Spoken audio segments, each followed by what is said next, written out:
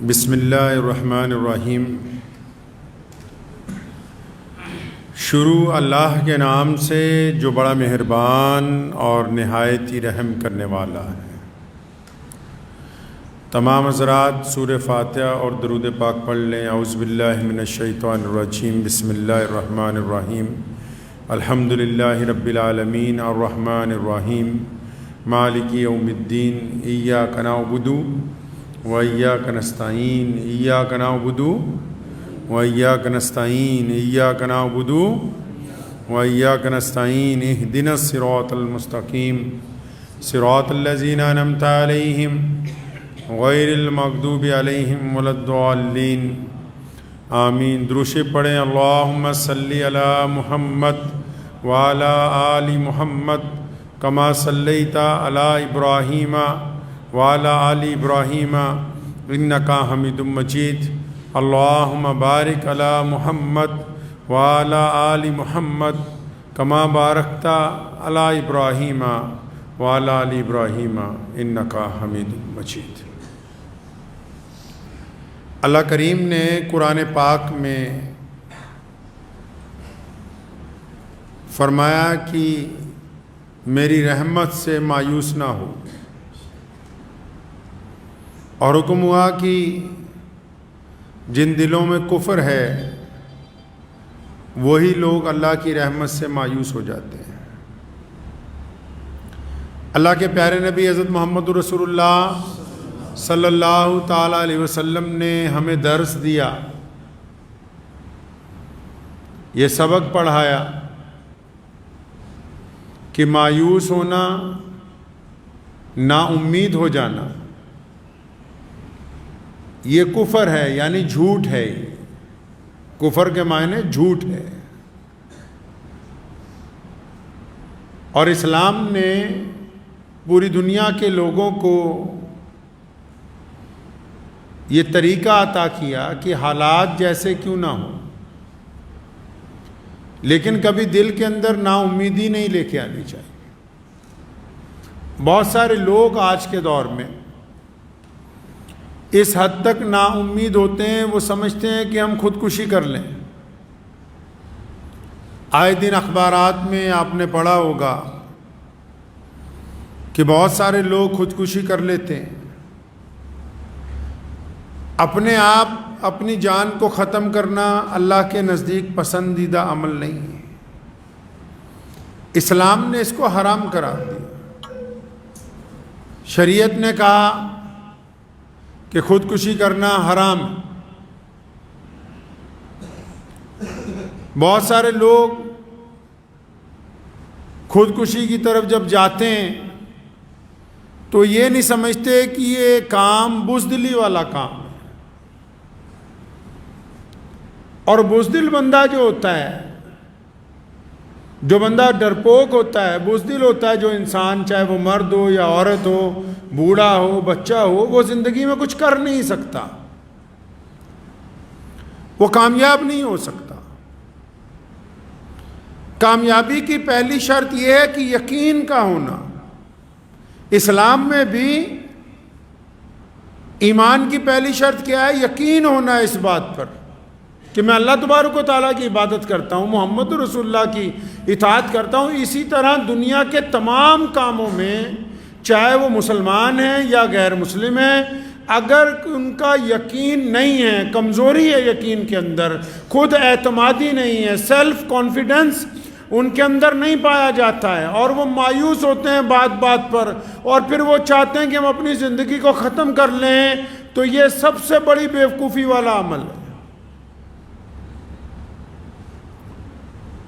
لوگ خودکشی کی طرف کیوں جاتے ہیں؟ اچھا، یہ ضروری تو نہیں کہ صرف کوئی غریب آدمی خودکشی کرتا ہو۔ آپ نے پڑھا ہوگا اخبارات میں، بڑے بڑے امیر لوگ، بڑے بڑے کروڑ پتی لوگ، بڑے بڑے ہیرو، بڑے بڑے ادیوگ پتی، بہت بڑے بڑے، آج پیچھے خبر آئی کہ ایک دو علماء نے خودکشی کی۔ تو یہ عمل ہے، ایسا ہو کیوں رہا ہے؟ یہ وہ دردناک حقیقت ہے جس کے اوپر ہم ذکر کرنے کے لیے تیار نہیں ہیں، گفتگو نہیں کر رہے۔ معاشرے میں ایسا کیسے ہو سکتا ہے؟ یہ معاشرہ کوئی بھیڑ بکریوں کا معاشرہ تو نہیں ہے نا کہ ریوڑ میں سے ایک دو کم ہو جائیں تو کوئی افسوس کا اظہار نہ کیا جائے. ہر ایک جان قیمتی ہے. یہ بات کی بات ہے کون مسلمان ہے، کون ہندو ہے، کون سکھ ہے، کون عیسائی ہے، کون دلت ہے، کون جینی ہے. اللہ نے فرمایا کہ پوری کائنات میرا کنبہ ہے، اور محمد رسول اللہ نے فرمایا جب لوگ انسانوں کے پیروں میں بیڑیاں ڈالتے تھے، ہاتھوں میں ہتھکڑیاں ڈال کے غلامی کرواتے تھے، تو میرے کریم رسول نے اعلان کیا تھا کہ کسی ماں نے کسی بچے کو غلام پیدا نہیں کیا. ہر ایک جان قیمتی ہے، ہر ایک جان کی عزت ہے، ہر ایک کو اللہ نے عزت نفس کے ساتھ پیدا کیا. کسی کو کوئی اختیار نہیں ہے کہ وہ دوسرے کے اوپر ظلم کرتا پھرے. لوگ خودکشی کی طرف کیوں جاتے ہیں؟ پہلی غلطی تو بذات خود خودکشی کرنے والوں کی یہ ہے کہ ہم لوگوں نے آج کل ایک اپنی دنیا بنا لی ہے. یہ آپ کے ہاتھ میں مشین ہے، میں اکثر اس کو جھوٹ بولنے کی مشین کہتا ہوں، جس کو موبائل کہتے ہیں. اس نے ایسے سافٹ ویئر ڈیولپ کر دیے ہیں. جھوٹ بولنے کی مشین اس لیے کہتا ہوں کہ آپ کے گھر سے فون آئے گا کہاں ہو، اگر آپ لدھیانہ میں، آپ کہہ دیں گے نہیں میں جلندھر میں ہوں. بالواسطہ غیر ضروری طور پر ضرورت بھی نہیں ہے، پھر بھی اس نے عادت ڈال دی آپ کو جھوٹ بولنے کی. تو اس مشین نے بھی خودکشی میں ایک بڑا کردار ادا کیا. آپ اگر فیس بک چلاتے ہیں اس کے نیچے لکھا آتا ہے میٹھا. پتہ ہی نہیں ہوگا کئیوں کو، نہیں جی ہمیں تو ایک اچھا ملٹی میڈیا موبائل چاہیے، اور ایک بس ہمیں تنہائی چاہیے، ہمیں 24 گھنٹے انٹرنیٹ چاہیے. ہم کیا کر رہے ہیں، ہماری اولاد کیا کر رہی ہے، ہمارے بھائی کیا کر رہے ہیں، ہمارے بچے کیا کر رہے ہیں، ہمارے گھر میں کیا ہو رہا ہے، ہمارے اسکول میں کیا ہو رہا ہے، ہماری دکانوں میں کیا ہو رہا ہے. ہر بندے نے اپنی ایک الگ دنیا بسائی. اب جب الگ دنیا بسائی تو ہر بندے کی امیدیں بھی الگ سے. خودکشی کا عمل کہاں سے شروع ہوتا ہے؟ بندہ کیوں جاتا ہے اس طرف؟ کیونکہ وہ ایسے لوگوں سے ایسی امیدیں لگاتا ہے جو اس کو اس قابل سمجھتے ہی نہیں کہ ہم نے اس کے ساتھ ایسا معاملہ کرنا ہے. ایسی امیدیں لگاتا ہے، کسی سے غیر ضروری امیدیں کہ اچھا یہ مجھے بہت زیادہ عزت دے گا، اچھا وقت آنے پر یہ میرا ساتھ دے گا، اچھا یہ میرے ساتھ پیار کرے گا، جبکہ اظہار بھی نہیں ہے، لیکن اپنے دماغ میں ایک دنیا تیار کر لی چاروں طرف، اور ایسے لوگوں سے امیدیں لگا لی جو آپ کی امید پر کھرے نہیں اتر سکتے. اچھا جب آپ نے تو خود ہی امیدیں لگائی ہوئی ہیں، اپنے پاس سے امیدیں لگائیں، اپنے پاس سے آئیڈیے بنائے، اپنے پاس سے خیالی پلاؤ بنائے، اور جب آپ ان کو پریکٹیکل شکل میں عملی جامہ پہنانے کی کوشش کرتے ہو، سامنے والے کے سامنے اپنی بات رکھتے ہو، اگلا صاف انکار کر دیتا ہے، اسے پتہ ہی نہیں چلتا کہ اس کے اندر تو توڑ پھوڑ مچ گئی، کہ یہ تو بہت امید لگائے بیٹھا تھا. تو امید لگانے والوں نے پہلے یہ طے نہیں کیا کس سے امید لگائی جائے یا کس سے نہ لگائی جائے. اور لوگوں سے امید لگانے والے لوگ کب کامیاب ہوتے ہیں؟ اگر امید لگانی ہے اس رب کریم کی ذات سے لگائی جائے، جس نے کہا ہے کہ حالات اگر بدترین بھی ہو جائیں اور بندہ اپنے رب پر یقین رکھتا ہو تو وہ رب کریم وہ ذات ہے. فرمایا سورہ یوسف میں کہ جنہوں نے ہم پر یقین کیا پھر کنویں سے نکال کے اللہ نے ان کو تخت پر بٹھا دیا. کوئی یقین کر سکتا ہے کہ ایک بندے کو اس کے بھائی لے جا کے کنویں میں ڈال دیں، اور اندھیرے کنویں میں، خشک کنویں میں، جس میں سانپ بھی ہو، بچھو بھی ہو، جس کی گہرائی بھی بہت زیادہ ہو، جو جنگل میں ہو، اور جب اس کو ڈال دیا جائے تو پھر اس بندے کے پاس کیا ہو سکتا ہے کہ سوائے موت کا انتظار کرنے کے؟ لیکن وہ رب کا عزیز بندہ ہے، رب کا نبی بندہ ہے، تو امت کو سکھانے کے لیے کیا کیا؟ اپنے رب پر توکل کیا کہ میرے رب کی ذات میرے ساتھ ہے. اور پھر کیا ہوتا ہے؟ پھر اللہ تعالیٰ اس کنویں میں سے اپنے بندے کو باہر نکلوا لیتے ہیں. نکال کے کہاں بھیجا؟ نکال کے بھیجا کہاں؟ مصر کے بازار میں، اور بکتے ہوئے کہاں پہنچے؟ بادشاہ کے دربار میں، اور پھر بکنے کے بعد بادشاہ کے دربار میں پہنچنے کے بعد ایک وقت ایسا آیا کہ بادشاہ کا تخت حضرت یوسف علیہ السلام کو عطا ہو گیا۔ اگر اللہ پہ امید لگائی تو اللہ نے اندھیرے کنویں سے مصر کی بادشاہی عطا فرما دی۔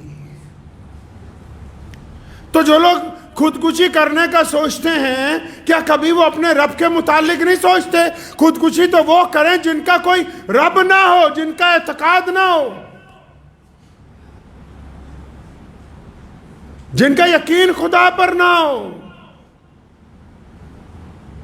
یہ ذہن میں میرے اس لیے گفتگو آئی کہ آج سے 2-3 دن پہلے ایک صاحب کا اچانک دوپہر کو فون آیا کہ میں اس کام کے لیے جا رہا ہوں، تو مجھے سخت پریشانی ہوئی، لمبی گفتگو فون پر ہوئی، تو ماشاءاللہ وہ گھر کو لوٹے۔ لیکن کیا ہم لوگ اس عمل کو کرنے سے پہلے یہ سوچ نہیں سکتے کہ اللہ کی رحمت سے مایوس ہونا گناہ ہے؟ اللہ نے ہمیں ہمت عطا کی ہے، طاقت عطا کی ہے، شعور عطا کیا ہے۔ یہ عمل انسانوں کے قابل نہیں ہے، یہ بزدلوں کا کام ہے۔ کسی نے کہا ہے نا کہ زندگی زندہ دلی کا نام ہے، زندگی زندہ دلی کا نام ہے، مردہ دل کیا خاک جیا کرتے ہیں۔ اپنے دل کو جوان رکھنا نہایت ضروری ہے۔ اور دلوں کی خوراک کس میں ہے جی؟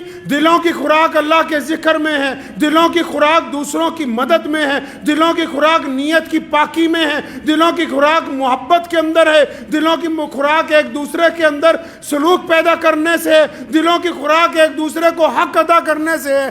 دل تو تب جوان ہوگا نا جب اس کو خوراک اچھی ملے گی۔ اگر ہم 24 گھنٹے گالیاں دیتے رہیں، اگر ہم 24 گھنٹے گناہ کرتے رہیں، اگر ہم حرام مال کھاتے رہیں، اگر ہم حرام مال پیتے رہیں، اگر ہم حرام مال کی کمائی میں لگے رہیں، تو پھر دل مردہ ہو جاتے ہیں۔ پھر مہنگی گاڑیاں ہمارے سفر کو آرام دہ نہیں بناتی، پھر بڑے بڑے محل میں لگے ہوئے بہترین پلنگ اور بستر ہماری نیند کو آنے نہیں دیتی، پھر اچھے ڈائننگ ٹیبل پر لگے ہوئے طرح طرح کے کھانے ہمارے حلق میں نیچے اترنے کے لیے تیار نہیں ہوتے۔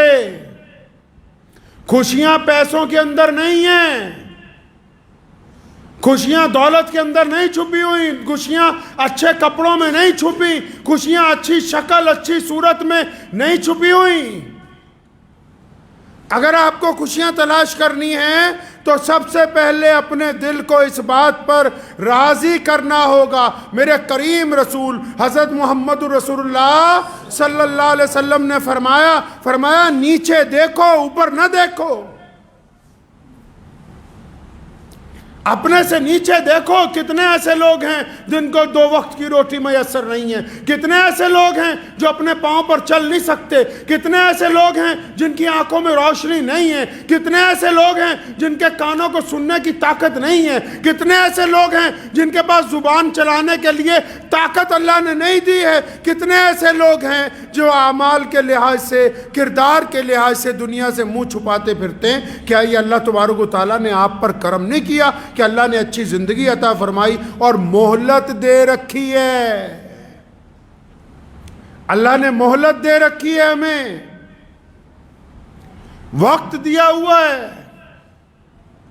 اور جو لوگ خودکشی کرنا چاہتے ہیں وہ صرف خود ہی خودکشی کرنے نہیں چاہ رہے، وہ بھی سنیں جو ان کے ساتھی ہیں، جو ان کے ماں باپ ہیں، جو ان کے دوست ہیں، جو ان کے بھائی ہیں، جو ان کے ساتھ کاروبار کرتے ہیں۔ اگر کسی کو بچپن سے آخر تک روز کہتے رہو گے کہ تو نکما ہے تو اس کے دل میں بات بیٹھ جائے گی۔ اگر روزانہ کسی کی برائی کرتے رہو گے اس کے دل میں بزدلی آ جائے گی۔ اگر روزانہ کسی کی ہمت توڑتے رہو گے تو اس کے دل کے اندر بزدلی پیدا ہو جائے گی۔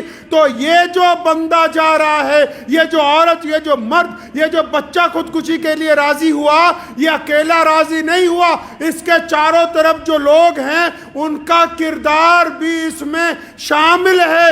اس کی خودکشی میں وہ لوگ شامل ہیں جن کی زبانوں نے اس کو تانا دیا، جن کے کردار نے اس کے دل کو مجروح کیا۔ کیا ہی اچھا ہوتا کہ ہم مرنے والے کا ساتھ دیتے، خود بھی جیتے اور اس کو بھی زندگی کا راستہ عطا کرتے۔ زندگی اللہ تبارک و تعالیٰ کی نعمت ہے، یہ ایک دفعہ ملتی ہے۔ یہ جسم اللہ کی امانت ہے، اس کے ساتھ کھلواڑ کرنے والے لوگ قیامت والے دن پکڑے جائیں گے۔ اور یہ معاشرہ تو اتنا گندا ہو گیا، ایسے لوگ ہو گئے ہیں کہ اگر کوئی بندہ خودکشی کر لے تو اس کے گھر والوں کو کیا کہیں گے؟ جی اس کی جنازہ نہیں ہو سکتا، اس کے لیے دعا نہیں ہو سکتی۔ کبھی اپنے گریبان میں جھانک کر دیکھا ہے کیا تمہارے لیے دعائیں ہو سکتی ہیں؟ اپنی راتوں کو دیکھا ہے؟ کبھی اپنے کردار کو اندر جھانک کے دیکھا ہے کہ ہم کس مقام پر کھڑے ہیں؟ اللہ نے اگر ہمارے گناہوں کو ڈھانک رکھا ہے، اس کا مطلب یہ نہیں کہ یہ انگلی کسی اور کی طرف اٹھائی جائے، یہ باقی کی انگلیاں اس بات کا اشارہ کر رہی کہ جس طرف تو انگلی اٹھا رہا ہے ان سے زیادہ خراب تیرا خود کا کردار ہے۔ کہ جی خودکشی والے کے لیے تو جنازہ نہیں ہے، خودکشی کرنے والے کے لیے تو دعا نہیں ہے۔ کون کہتا ہے کہ اس کے لیے مغفرت کی دعا نہیں ہو سکتی؟ کہاں لکھا ہے؟ کس کتاب نے کہا؟ پیارے نبی حضرت محمد رسول اللہ صلی اللہ علیہ وسلم نے کہیں منع نہیں کیا۔ ٹھیک ہے ایک بندے نے غلطی کی، اگر کسی کا بچہ غلطی کرے، کوئی بڑا غلطی کرے، گھر کا فرد غلطی کرے تو کیا گھر والے اس کو مار دیتے ہیں؟ آپ کے جسم کا کوئی اعضا خراب ہوتا ہے تو کیا کاٹ کے اس کو پھینک دیتے ہو؟ معاشرے میں اگر کوئی بچہ اس طرف چلا گیا، اگر کوئی نشے میں چلا گیا، کوئی منشیات میں چلا گیا، صبح شام اس کی برائی ہے، کیا برائی سے بہتر اس کو چھاتی سے لگانا ضروری نہیں ہے؟ پیارے نبی حضرت محمد رسول اللہ صلی اللہ علیہ وسلم کے دور میں ایک شخص نے شراب پی، حکم ہوا کہ اس کے درے لگائے جائیں۔ مسجد نبوی میں جب درے لگائے جا رہے تھے، نبی علیہ السلام بڑے بے چین ہوئے۔ تو وہاں کھڑے ہوئے ایک صحابی نے، ایک عرابی نے کہہ دیا کہ تیرا ستیہ ناس ہو، تو نے بہت برا کام کیا۔ کریم رسول صلی اللہ علیہ وسلم ناراض ہوئے، اسے پکڑا گریبان سے، فرمایا ادھر آ، تجھے کس نے کہا کہ میرے صحابی کو بد دعائیں دیتا؟ پھر ہم کو اس کے عمل سے نفرت ہے، بندے سے۔ ہم کو اس کے عمل سے نفرت ہے، بندے سے نفرت نہیں ہے۔ اگر کوئی غلطی کرتا ہے گھر میں، پڑوس میں، معاشرے میں، دوستوں میں، تو یہ کیا رت لگا لی کہ سارا معاشرہ لگ جائے کہ یہ خراب ہے، اس کو نکالو، اس کو نکالو۔ آج کل بڑے بڑے مدثر، بڑے بڑے درس دینے والے اور بڑے بڑے پروفیسر یہی کہتے ہیں کہ فلاں کالونی میں نہیں جانا، فلاں علاقے میں نہیں جانا، وہ علاقہ ٹھیک نہیں ہے۔ ارے اچھے لوگوں میں بیٹھ کے اچھے بننا کمال کی بات نہیں ہے، برے لوگوں میں جا کے ان کو اچھا بنانا یہ کمال کی بات ہے۔ اچھوں میں جا کے اچھی باتیں کی تو کیا کی ہے، بروں میں جا کے اچھائی کی تبلیغ کرنا کمال کی بات ہے، بروں کا جا کے اپنی چھاتی سے لگانا کمال کی بات ہے، غریبوں کو جا کے اپنی چھاتی سے لگانا، اور جن کے دل تڑپے ہوئے ہیں ایک دوسرے کا چہرہ پڑھنے کا فن سیکھو۔ مسلمانوں، اللہ نے ہمیں دنیا میں اس لیے بھیجا ہے، صرف اس لیے نہیں کہ ہم صرف کھانے کمانے آئیں۔ اللہ نے یہ پوری دنیا میں سب سے بڑا جو دین بنایا، یہ اس لیے بنایا کہ ہم دنیا کے ہر فرد کا دکھ درد سمجھنا جانتے ہیں۔ پیارے نبی حضرت محمد رسول اللہ کہیے صلی اللہ علیہ وسلم، صلی اللہ علیہ وسلم جو ہیں وہ مسجد نبوی سے باہر تشریف لائے۔ ایک بوڑھی عورت، ایک پگلی عورت، ایک سدری عورت جس کا دماغ نہیں چلتا، تپتی ہوئی ریت ہے، گرمی کا مہینہ ہے، وہ دوڑتی ہوئی آئی، یا رسول اللہ مجھے تو آپ سے بات کرنی ہے۔ آج آپ چلے جاؤ کسی بڑے آدمی کے پاس، کسی بیپاری کے پاس، ٹائم ہی نہیں ہے بات کرنے کا، وقت نہیں ہے مسکرا کے ایک دوسرے کو دیکھنے کا۔ اب اپنے گھر میں ہی چلے جاؤ، جتنا کنبہ ہے سارے اپنے اپنے موبائل لے کے بیٹھے، ایک دوسرے کی شکل دیکھنے کا وقت نہیں ہے۔ ایک دوسرے کا چہرہ پڑھنے کا وقت نہیں ہے۔ اس حد تک ٹیکنالوجی نے ہمیں نیچے گرا دیا ہے، معاشی طور پر، اخلاقی طور پر۔ تو یہ عورت آئی جو پگلی سمجھتے ہیں، سدھرے لوگوں کو کہتے ہیں، مینٹلی ڈس آرڈر جو ہوتے ہیں۔ اندازہ لگاؤ پوری کائنات میں سونے محمد صلی اللہ علیہ وسلم سے زیادہ کوئی بیزی تھا؟ ان سے زیادہ کوئی بیزی ہو سکتا ہے؟ جنہوں نے 23 سال میں اتنا بڑا دین کھڑا کیا، اتنا بڑا امپائر کھڑا کیا کہ آج 1450 سال کے بعد بھی کروڑوں دل، 250 کروڑ دلوں میں کلمہ لا الہ الا اللہ محمد رسول اللہ دھڑکتا ہے، اور دنیا کا کوئی ایسا بڑا چھوٹا نہیں ہے جس کو پیارے نبی صلی اللہ علیہ وسلم کا نام نہ پتا ہو۔ کتنے مصروف ہوں گے، کتنا وقت ان کے پاس بیزی شیڈیول ہوگا۔ وہ سدری عورت آئی، یا رسول اللہ آپ سے الگ سے بات کرنی ہے۔ تو کریم رسول نے کیا فرمایا؟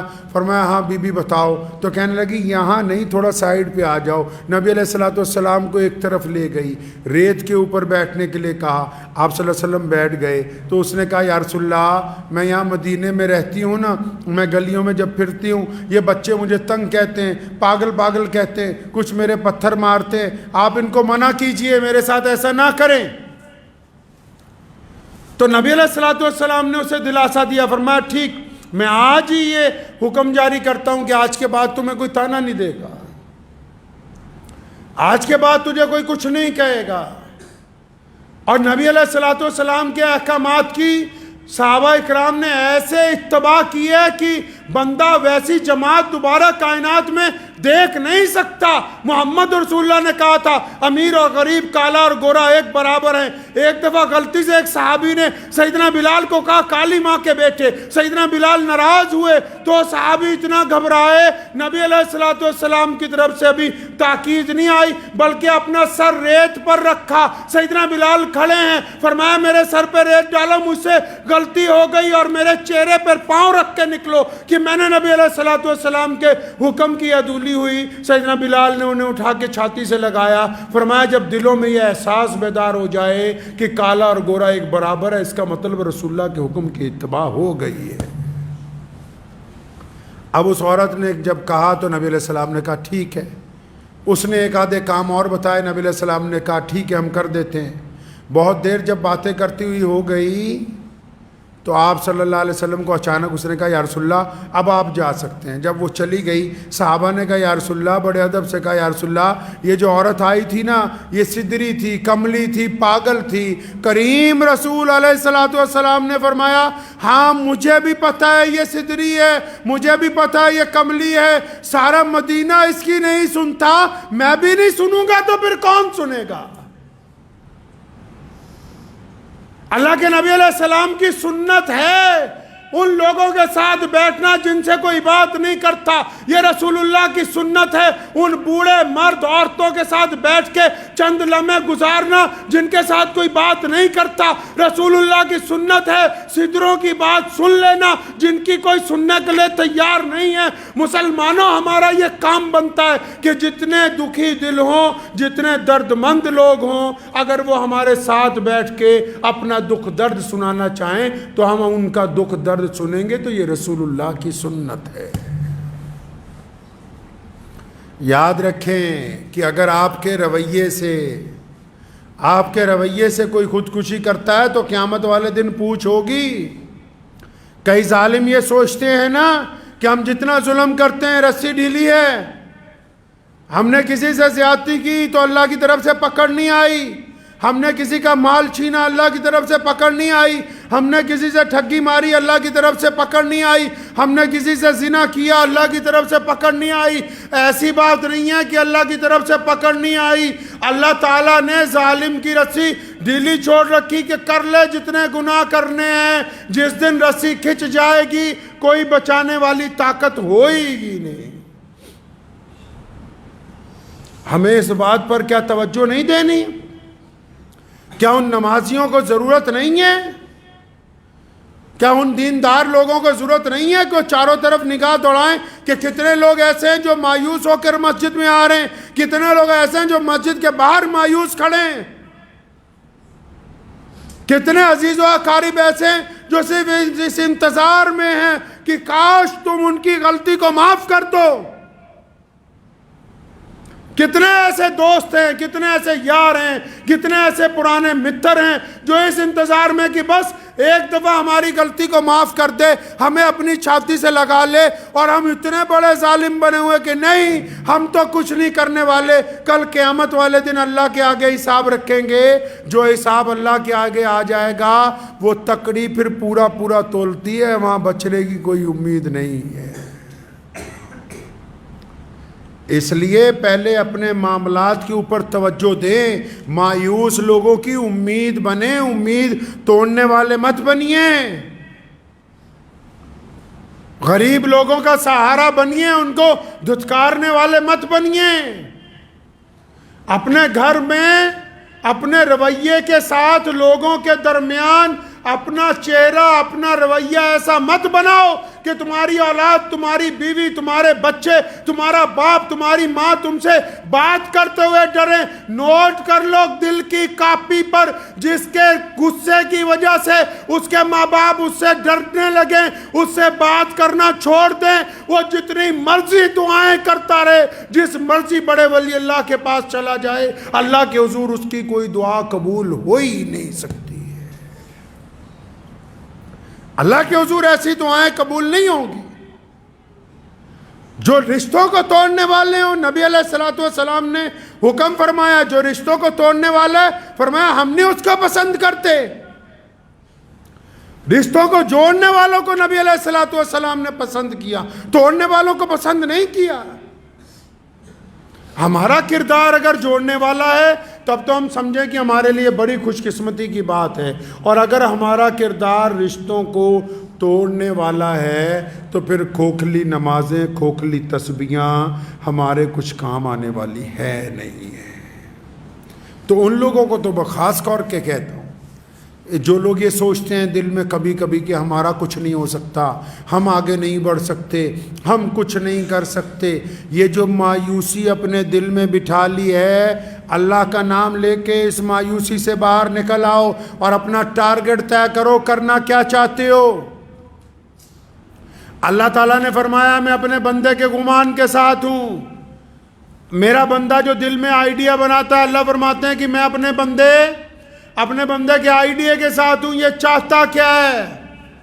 اگر آئیڈیا ہے کہ میں نے بڑا آدمی بننا ہے، آئیڈیا ہے کہ بڑا بزنس مین بننا ہے، آئیڈیا ہے کہ عالم بننا ہے، آئیڈیا ہے کہ میں سیاست میں آگے نام کمانا چاہتا ہوں، آئیڈیا ہے کہ میں بہت بڑا ادیوگ پتی بننا چاہتا ہوں، اللہ کہتے ہیں کہ جب میرا بندہ ارادہ کرتا ہے، اور مسلمانوں سنو، اللہ کے بندوں کی بات ہو رہی ہے، رب کریم کے کن کی بات ہو رہی ہے؟ بندوں کی، صرف مسلمانوں کی نہیں۔ قرآن نے کہا الحمدللہ رب العالمین، فرمایا کہ تمام تعریفیں اس رب کے لیے جو تمام عالم کا پالنہار ہے، اور جس نے طے کر لیا۔ اللہ فرماتے ہیں جب میرا بندہ طے کرتا ہے نا کہ میں نے آگے بڑھنا ہے، فرماتے ہیں پھر میں اس کی امید پر کھرا اترتا ہوں۔ جب اس نے طے کر لیا کہ میں نے بڑا بننا ہے تو جب یہ ایک قدم بڑھائے گا اس کو آگے چلا دیا جائے گا پھر انشاءاللہ تعالی۔